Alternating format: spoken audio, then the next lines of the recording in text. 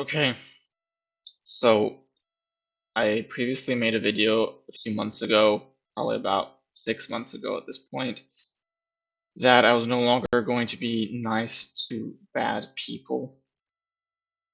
So since then, I've been thinking that I should actually demonstrate that, because otherwise it might seem like it was just an empty promise that I wouldn't follow through with. And also, especially if I then meet people or become more successful in any way, and then I start being no longer so nice. Hello, Doctor One Metaverse. Um, so I'm just gonna keep talking for now. Are you someone that I already know in a different name? Oh wait, are you Boston or uh? Yeah, because I don't think I recall that name so much. Unfortunately, yeah, yeah. Okay, you're Boston. Hi. So you're gonna be my first victim, and you're just right there right now. So what I've been saying is that I have to sort of follow through with what I've said, and unfortunately, because for instance, and Boston here knows this. There appears to be one particular troll that I've had that seems to come um a lot. I mean, there seems to be a sort of a main troll that I've had. It's not really clear precisely because the trolls tend to not they always have these accounts that change, and so it's hard to know if they're really the same person or not.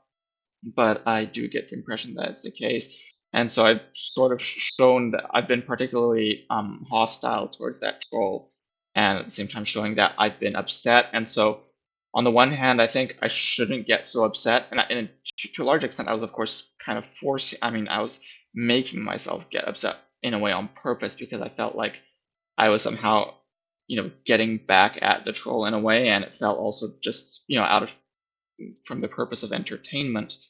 Um, I thought it was a good idea to do that, to show myself as being a bit more animated. But I think that's not a good idea anymore, because obviously it shows one to be somewhat weak in a sense by being liable to being affected by such behavior. So on the one hand, I think it's good for me to tone that down and just to remain much more neutral in the face of trolling. Um, and on the other hand, I think it's important for me to adopt a similar kind of neutrality, but also with that kind of coolness that would be normal for and appropriate for that kind of behavior. I think I should adopt that same kind of attitude, so the same kind of attitude overall towards people that I disagree with sufficiently to um, for that to be a problem, in as much as I would disagree with them on ideological issues, which would make me consider these other people's opinions on those issues as immoral, as unethical. And because ultimately, if I'm upset by the troll, it's because I consider that that is unethical too, that the behavior is unethical. But for me, ideology is really just as important as behavior. Both are very important, and so it would be inconsistent to only be upset about people who behave unethically, especially if it's towards me, because then it shows that I'm self-centered, right? If somebody behaves unethically towards me, but then I claim to be an opponent of unethical behavior against others, but I let it slide when it's against others, and also if I claim to be an opponent of unethical ideology, but I let it slide, it would seem hypocritical, since I've actually stated many times that this is something that I not only oppose, but I really um, uh, want to combat. And so I think it would seem at least, I mean, it would seem at most hypocritical. Probably hypocritical, and if not hypocritical, um, uh, it would seem inconsistent, right? So as a result, I've decided that with the people here, which I mean, because it's pretty much anyone, pretty much, I mean, not maybe not everyone, but unfortunately, a lot of people, a lot of my viewers, um, they have ideological positions that I consider immoral, and of course, if I consider them immoral myself, that means that they really just are immoral from a more or less objective perspective. Um, and so this means that I have to stop being so nice to them, as I said in the video. So I'm not sure if Boston is still here or not. If not, I'll just either wait for someone else to come or not. Are you still here, Boston? Boston, this is so anyway, just to point out. So basically, I'm not going to ban people because I don't want people to think that I'm like just too sensitive, you know, the so-called like snowflake or something. Um, and banning people for that reason. You say don't show emotion. So yeah, so I'm not gonna ban people, but I'm not gonna be I'm not gonna be nice to people. And like Boston ultimately, I mean, and you know this, and once I got upset at you, and then you stayed upset for quite some time. Um, and I think so. I'm not gonna go down that route, and I'm not gonna like ban people even temporarily.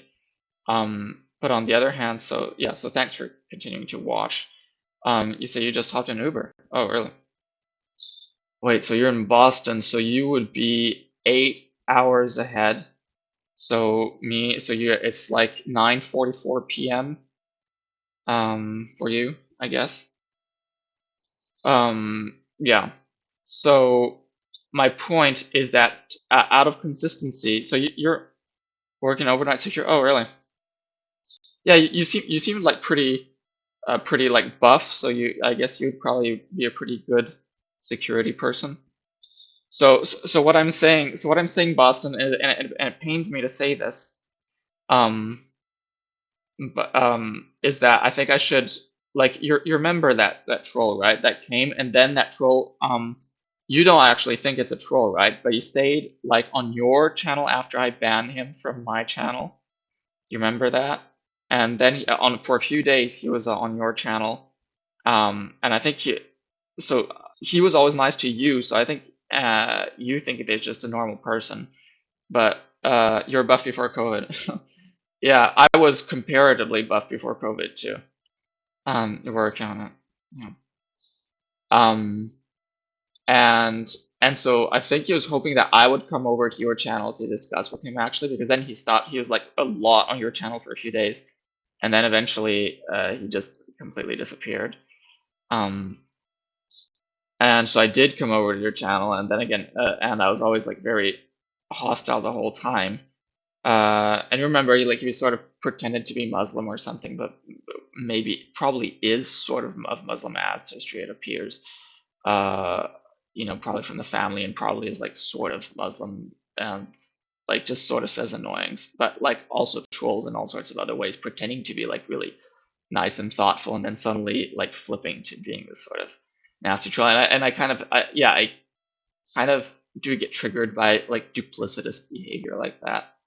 Um, so yeah, but my point is that sort of got me to be very hostile. So I'll try to tone down that and just remain neutral.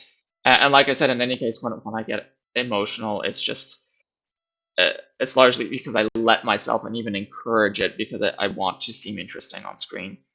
Um, although I mean, there is of course something genuine there. So it's not like I'm just making it up. So I'll try to sort of rein that in. But on the other hand, like I say, I think I've been too nice. So that means, well, for instance, so for starting with you, Boston, like there are a few ideological positions that I think are generally harmful. Ideological positions of yours that I think are generally harmful to a lot of people. I think some you don't realize that they're harmful. So I would say, for instance, your statement that people should just, that we shouldn't focus so much on like wealth redistributive policies, but simply, for instance, trust in cryptocurrency to pull everyone out of poverty. I think that just stems from a misunderstanding on how that would actually succeed. So that I would just simply ascribe to, either foolishness or just a lack of thinking on the issue, and it's probably, I would say a combination of both, because we did discuss it, and I think you should have recognized that it wasn't going to work, and you didn't. So there's going to be an element of foolishness. So that means I have to sort of treat you a bit like, like an inferior as a result, um, and of course, if you're immoral, then I should also treat you as an inferior. But then there's also that aspect that I should also be a bit harsh. And so I would say immoral, on the immoral aspect is more. I recall there's an issue on like gay people, where you sort of said you didn't like, you sort of you said you didn't like them, and obviously if it's just an emotional feeling, that is not going to be something I consider immoral. But then it seemed that as a result, you also tended to oppose certain policies that would, and not even like preferential policies for them, but just policies that would put them on an equal footing. And I think, that means that you would actually support essentially how do you say, anti-preferential treatment, or discriminatory treatment, like negatively discriminatory treatment towards them. So that, I think, is a sort of a clear instance of of an immoral position that you would actually recognize as being immoral from my perspective, meaning that it's unfair and harmful. So, answering your question, so UBI is dead? No, not at all. That's not what I'm saying. What I'm saying is that you seem to not have supported such positions when we discussed it. You seem to have like preferred crypto to UBI, which I disagree with. No, I'm very much still in favor of universal basic income. Though having thought about the issue some more, I've come to recognize that there are certain situations where it wouldn't work. Although I had always realized that, but then I kind of had, let that kind of slip out of my mind. And that situation is when most people by necessity are working in agriculture, because at that point that means that there just isn't that much more wealth to go around. And so if you did give a UBI as a living UBI, you say that is your assumption. It's not just my assumption; it's the very much what appeared to be the case. It's beyond an assumption. That's basically what you indicated, what you said, more or less, when we discussed the issue. I don't recall the exact contents of that discussion, but I do recall it was something along those lines. So what I was saying is that, yeah, in that case, if you provide a living basic income, then the income that one could get from working would not enough exceed the basic income to motivate people to work, and as a result, most people wouldn't work, and so then the whole economy at that point wouldn't be very developed. But what economy there is would collapse, and people would starve, and so that is not viable. So basically, the first place there have been few enough people working in agriculture for basic income to be viable is Britain in about 1800. So only since then, and only in Britain, initially only in Britain, was a UBI viable. So that's an interesting discovery.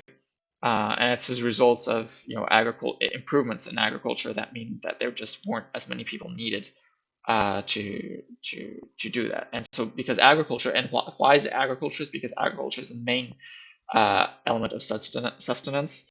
And so basically agriculture is the stuff that produces the stuff that a living basic income would have to pay for. So that's the logic there.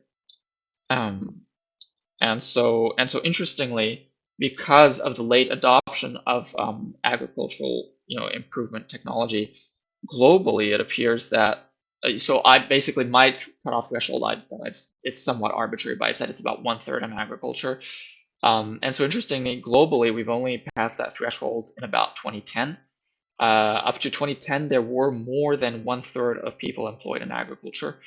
And so, interestingly, from that perspective, there only ever should have been a basic income since globally since 2010.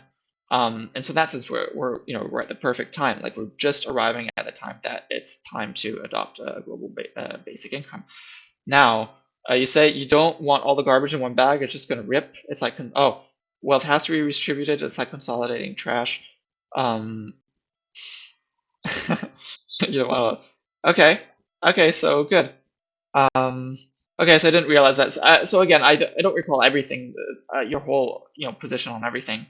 I just do recall from our prior discussions that you seem to indicate that wealth, if there's going to be wealth redistribution, it's going to be more through crypto. You seem to be a particularly fond of crypto as a mechanism of wealth redistribution and seem to consider it clearly superior to like what I'm suggesting, like mechanisms that you do it through taxation and then like UBI or other like how do you call them, like grant, I don't know what, not like how do, yeah, I guess you could say grants, but more like benefit programs, right? Um, so I just don't think that that is the case, and we've seen that crypto is extremely volatile, which was already predicted, and there's been that crash, right? There's like that Silicon Valley crypto crash, and um, so you can see that it's not something that's safe. And it's not something that's going to benefit people in a consistent, fair fashion, which is why I really don't think crypto is the solution. Um, so yeah, but good to know that you do support the concept of wealth redistribution. And so of course, lots of people are going to say that wealth redistribution is theft and stuff. The more sort of hardcore liberal libertarian people, which at this point also seems to include just the bulk of like Republican voters, though not all of them. There seems to be a certain contingent of those that do seem to be quite sympathetic to that. So, and partly as a result of the Republican Party actually adopting this sort of populist rhetoric and even openly claiming to be populist. But and at that point, it's sort of hard to claim to be populist while at the same time advocating for the ultra wealthy to just be able to keep all their wealth and the poor people to just stay super poor, right? So there's that kind of contradiction, right? Because it's I think their Democratic Party is a much broader tent, but the Republican Party still is also broad. Um, Perhaps ideologically not so broad, but certainly in terms of the demographic, it's very broad, right? Um, you can do so much with crypto. You have a Machiavellian mindset. You mean I have, or like uh, crypto is a solution? Wait, yeah. Um, so you quickly ditch the idea of anything new. No, that's does a Manichaean. No, Manichaean is like black and white. Machiavellian is like when you do like scheming and stuff. Is like when you do like plotting and intrigues so that you can like gain power. You see what I mean? It's like this sort of social, like forming like groups and stuff to try to get it and like secretly, sneakily like stab people in the back and stuff to get ahead. That's Machiavellian. So Machiavellian is not the right word there. Um, uh, there might be a sort of word like that, like based on some person like Machiavellian, but I can't think of it right now. I think you should just say closed-minded. No, I'm not closed-minded. I'm very much the opposite of closed-minded. Uh, it's because I've actually thought of this, and it's clear to me that it wouldn't work. Um, that's why I'm saying that it wouldn't work well. Some people are, yeah, it's like gambling. like lots of poor people do gambling, and some people succeed, right? Some people are gonna escape poverty thanks to gambling. Crypto probably has a better success rate than gambling, because gambling, we know that on average, there's the cut for the house, which means that on average, you're going to lose. I mean, people on average overall are going to lose money through gambling. Whereas crypto, because overall it's something that started from nothing and has ballooned, well, people on average are going to gain from crypto. But nonetheless, lots of people are going to lose. So, so it's going to be an unfair mechanism, right? So some people are going to win big, but lots of people won't, and most people won't win that much, and lots of people will lose. And that's why, again, gambling shouldn't, for a similar reason, even if on average people won, it still wouldn't be a good mechanism of wealth redistribution. A much better mechanism is just to give the same amount, same consistent amount to everybody. And that's basic income, right? Um, but yeah, like I said, so there is this interesting development that basic income actually is not viable in certain circumstances when the economy is very still very primitive. And I think another interesting thing about basic income, well, is that I do think that people should have a basic income, but so in that sense, even in that circumstance, so what I mean by there is that people in that kind of situation where most people are working in agriculture, there should be a basic income, but at the same time, there should be a guaranteed and mandatory employment. So, like in the socialist communist system, right? So I would say that in except that you wouldn't have the other aspects of that, so you still have a market economy, but there should definitely be a kind of guaranteed and forced employment, but with then a living wage. And in any case, like a market economy should always. This is something that I've also recently determined, is that unemployment actually shouldn't ever happen in theory in a market economy in the absence of a minimum wage, and that is because an unemployed person, well, and with the caveat that that only applies to people who are somewhat able and that can actually produce stuff. And so the reason for that is that, well, think about it this way: a person who's unemployed, if there's no minimum wage and no other safety net, and that was also implied, right? Well, that person is desperate for anything, so you can pay that person anything as low as you want, as long as that person has enough to survive. So you can pay that person just the bare minimum for sustenance, which is really all that I was saying that the living income has to be, right? And so you can pay that person just that bare minimum, which is, maybe you would say like $1 a day or something, right? Which would be like 365 a year or something. It's probably even less than that, but it's probably in that ballpark, right? It's maybe half of that. So that's the kind of amount that we would consider to be the minimum sustenance income. And so, I mean, presumably, normally a person would be able to produce that amount of value, um, and so it would make sense to be able to, at least that amount of value. So then you would be able to make a profit as an employer if you could have that person produce that amount of value, and then you pay that a wage amounting to that, and of course, if that the employer would produce more than that amount of value, and so then you can keep the difference, right? And that's your profit as an employer. But of course, with a minimum wage, that becomes less and less the case, right? Because there are more and more people that won't be able to produce that amount of value.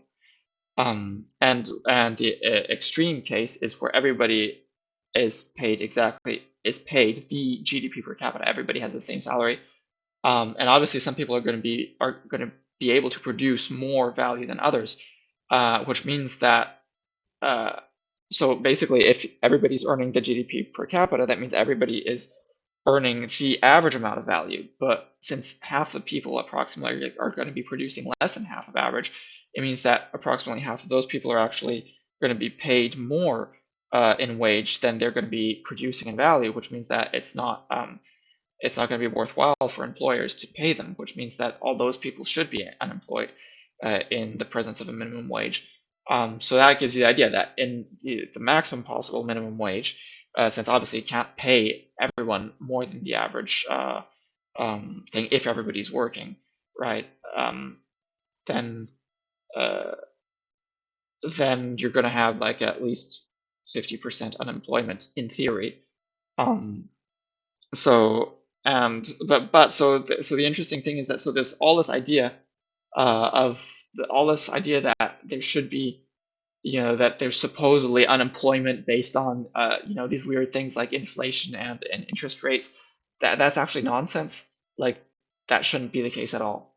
Um, Basically, inflation and interest rates shouldn't affect the ratio, the amount of employment. Um, so that's another thing that I've discovered recently over the past few months. Now, of course, in practice, it does seem to sort of be like that, but often, as we've seen, that's not necessarily even the case. It doesn't necessarily follow, and I think that this is why, right? Because it's not at all a hard rule, and it's just they notice that sometimes it sort of tends to correspond, but really, it's not based on anything solid. And so that's interesting too, is that we could be saying that actually, since there should always be full employment, um, providing a basic income is just basically yielding the outcome that always should have been, right? It's in the sense of having a living income. Um, no, of course, that outcome should have been achieved through labor. So you could say that you should instead have full employment, but in exchange for labor. So you'd have to like have some sort of jobs program. But the problem with jobs programs is that often they aren't that particularly useful. Now you'd say that it might still be more useful than having just people get money for doing nothing at all, um, which is a fair point. But then again, the reason I still support a basic income is that lots of people just are very, like me, are just very tired and would just really benefit from not having to work at all. And so what you could do also is just have a very low basic income that just provides like a very meager amount if you want to still motivate most people to keep on working. Um, and you could also have a jobs program for people who want that, if that's necessary. Although again, in theory, that shouldn't be necessary. Um, so yeah, so those are some of the new developments I've made. There's a bunch of other developments I've actually made. So I think that now I'm actually, um, but again, I've said this many times. I always keep thinking that I'm almost done with my theorizing, and then I've been always discovering new stuff. But so who knows? But I certainly have progressed a lot. Um, and so yeah, I've made some interesting breakthroughs and interesting changes. For instance, I no longer necessarily support an income cap. I do support, and it wouldn't even be income now. Now my taxation is based on consumption, which I realize is superior, and so it might be a consumption cap. But so arguably there could still be one, but I've no longer made it mandatory in my constitution. Likewise, the choosing a representative by sortition is still something that I think is probably a good idea, but it's no longer something I think is I no longer consider it the only option. So again, it's no longer mandatory in my constitution. And so interestingly, those are two ideas that I didn't have right at the beginning. I didn't have I didn't consider like necessary for a long time.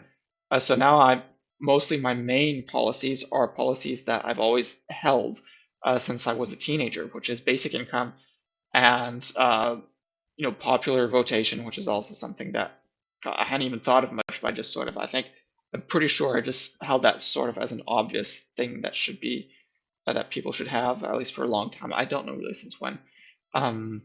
So that people getting to vote on issues rather than for candidates. Um, and then I think that the funny thing I've realized just very recently that is among the policies that would have the most impact. I mean, the policies that would have most impact in people's eyes would be those two things, plus nudity, which is in fact not mandatory, but is mandatorily legal. in my system, in my constitution. Again, because it's just based on foolish prudishness that we ban it in public. So there would be mandatory legality of nudity, which is not the same as mandatory nudity in public. And of course, lots of people will go nuts about that. But I mean, that's just because of their own conditioning. Um, so I think those would be the three most visible policies, along with, of course, just the fact that there's just one universal state. So those are the three biggest mandatory and avoidable policies that I would implement. So it's three sort of plus this one of universal states, which means freedom of movement across the universal state. So it's sort of 3+1, which is also neat because now I sort of am expecting to have these three extra partners plus the one of me. So it kind of matches that. Okay, so anyway, as I've said, so because of the fact that because of the fact that I have I think that there have been a few policies that I don't know if you're still there, but because of the fact that there are these differences in, it's not just differences, right? But I think objectively, and policies that should be quite visibly harmful even to someone who hasn't thought much about policy, I have to be harsher. And so I realized I'm not being harsh enough, and that's because I just naturally tend to adopt this sort of discursive tone when I'm just discussing things. And so as a result, I think I seem quite friendly. It feels to me as I'm being quite friendly just in my manner of speaking. But that's because it's more because this is just the standard way of speaking in this kind of context. So my point is that that's actually it shouldn't really be the case. I should be quite stern and ultimately not be friendly. Not be friendly. I should not be treating, unfortunately, my viewers as friends. I should not be, yeah, I should not be treating them as, or even as like friendly acquaintances, or yeah, I don't know really how to say it more than that. I think there should be a distance. It should be like how you might treat, say, a convict. How a judge might treat a convict, for instance, or like not a convict, or like a suspect that the judge knows is guilty. I think that's the attitude I should have, and I sort of had the idea already before, but obviously as I'm talking, I'm realizing that it's hard to actually do that all the time, because I'm also just sort of talking not just to my audience, but just to whoever might see this in the future, not just my current audience. So I'm realizing that in practice, it's not really looking any different. So and that's good, because I mean, one of the things that I realized, one of my sort of psychological tendencies is to want things to be as good as they can be. So I don't like things to be bad and then to have to improve them. In fact, I wish things were already good and then not have to change things. But in a way, I also like seeking out bad things. That's the thing. It's this contradiction. Is that I feel the need to have, because otherwise it's boring. If there's nothing bad to fix, then it's boring. But at the same time, I don't want there to be anything bad.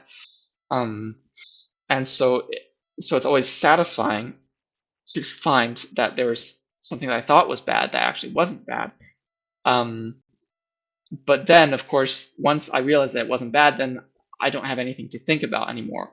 I mean, that is no longer something for me to think about. And the things I feel this need to have something to think about. So then I have to go find something else that I think is bad. So that's a contradiction. And so regarding, for instance, the economy, right? I've realized that the economic system has been a lot less bad overall than I thought it was, um, or at least than one could have thought it was. So I've become much more understanding of why things have been the way they were. Um, like I said, because like for instance with basic income, I've seen that it isn't viable. I've even seen that I've become much more sympathetic about people gaining really lots of money, because I understand that that's now a motivation for investment, right? It's like gambling, right? Because investment's like a gamble, and obviously, like if you're going to gamble, if it's like the super jackpot thing, and you're more likely to gamble if you're going to get a big reward. So from that perspective, I think it does make sense to allow people to have a lot of money. But at the same time, I do think that most people are still going to gamble, even if they can just make quite a lot of money and not just huge amounts. So, which is why I still think it's acceptable to have an income cap um, on large amounts, but obviously not just bringing people like way down either. Like, there still should be like a fair amount of difference. But I don't know how much that is. And so anyway, so this is also another interesting thing, is that I'm realizing that there actually, it wasn't just me being weak and pandering to people and, trying to, trying, trying to get them to like me and trying to not, and like trying to avoid conflict, right? Because I know that that's a tendency of mine. It very much is so. And I was thinking that was much of the reason that I was like that in on stream as well. And I do think I definitely was like that on stream for that reason in part. But I'm realizing that it's also just because of the way that, because of the format, and because of the fact that I'm also just largely doing a monologue. Um, and that this is just sort of the natural way for me to speak. Um, so, yeah, but like I've said, so I just want people to understand that I'm actually uh, I'm I'm keeping a distance. I'm keeping a distance with the people, with my viewers. So this is kind of the sad part. I and I guess I have to say, I think like these viewers, and like for instance, yeah, another thing I want to bring up is like for instance, there's this other viewer that's been coming a lot, who's the French one called Charles and then Eve. I mean, this is two different names of the same person, and so for instance, it seems so.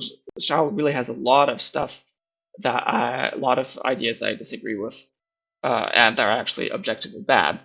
Um, and I think as a result, that has actually prompted Charles to be a bit sort of not just antagonistic and uh, sort of scornful towards Boston, because Shal is actually pretty much racist, and uh, and Boston is Africa, and so as a result, and Shal is European, so there's basically I think Shal has been somewhat racist towards Boston probably, and certainly Boston seems to I mean, clearly Boston dislikes. I mean, there's clearly been quite a bit of antagonism between them, and I think that, I mean, that's been one of my flaws, is to just be nice to people who are nice to me, and not be harsh enough when they're being nasty to other people. And of course, that's why ideology is so important, because ultimately ideology means that you believe, if you have bad ideology, it means that you believe in doing harm to others, right? So it's from that perspective of not being so self-centered and only caring about whether or not people are nice to you, um, that I care about ideology. And so this is why because Boston also then is visibly like not nice to, at least ideologically not nice to, like gay people. Um, I have to be harsh to Shal. I have to be harsh to Boston in the same way that that I should be rather harsh to a troll. And so that means I have to keep a barrier, and I I have to clearly say that you're wrong about these things. Okay. you're wrong, and it's like both immoral. So you are actually being immoral. So you're being bad. You're being evil. Um, and at the same time, obviously, I can tell that it also. I mean, it's necessarily always going to stem from some amount of foolishness, some amount of idiocy. So you're also an idiot. And so yeah, this is kind of what I. You're an evil idiot, and not entirely. Like there's all. I mean, there's a degree of that, and I think this is what I'm saying. I'm like I've said, I think I'm the wisest person ever on Earth. It appears, which obviously sounds absurd, but from what I can tell, it still seems to be the case, or certainly very close to that. Um, and so basically, it's not so much that I'm so incredible; it's that everybody else has a lot of idiocy in a way that I find really quite staggering. Um, and so obviously it's not just you specifically, but it seems that you're no longer watching anyway. But so it's just everyone. Notice everyone, and so I've had to. I just really kind of. I, also, with people I know in person, I just kind of I've had to. I'm not so much said this to them in person, but uh, I've had to start. I'm creating distance from. I've distanced myself from everyone as a result. I've had to because it would just be insincere otherwise. And I have to do the same with my viewers. Um, and of course, generally, I mean, I don't intend to actually stream much, so I'm not going to actually be streaming anymore. Um, so I wish Boston had been here when I said that. I think it's important that I just have to say that in front of somebody, just like say it out loud, like you're an evil idiot. I think that sort of um those are the words that I have to say. And of course, those are the words that apply to pretty much everyone, almost everyone. Um, and so, I mean, at least they can take comfort in the fact that they're not alone in being uh, described as such by me. Um, but so unfortunately, I guess that this is unfortunate. Does this mean I have to wait for someone else to come, Boston? So I just need like I need someone on stream to be. I feel there's a need for someone on stream to be there so that I can actually just say those words bluntly. Um, because otherwise, it's true that my tone, like in my tone, like I don't know how to be. I don't know how to just be stern in tone. Um, because at the same time, I'm always really struggling for my words, and yeah, there's the discursive. There's this discursive tone that I'm just doing spontaneously. I'm not sure how I could be harsh to sort of uh, just by through my random speaking through this sort of discursive, but not discursive in a sense because it's like more like a monologue, but it's not like a harangue either, right? Because it's mostly descriptive. So, and if you're doing a harangue, it always seems kind of silly because then you're just going to be sort of loud and animated and sort of, and it seems kind of silly too, right? Um, okay, so it seems nobody's watching right now, so I guess I'm gonna stop it. And so I guess do I have to? Do I have to? Do I have to come back for someone else? I don't know. I don't know. Maybe, maybe not. We'll see. We'll see. Because the other problem is I'm actually sleeping during my peak viewership time, so I started streaming very quickly after I woke up. But so I'll try again tomorrow. Um, and we'll see what that gives. I'll maybe try again tomorrow. I might not bother. Um,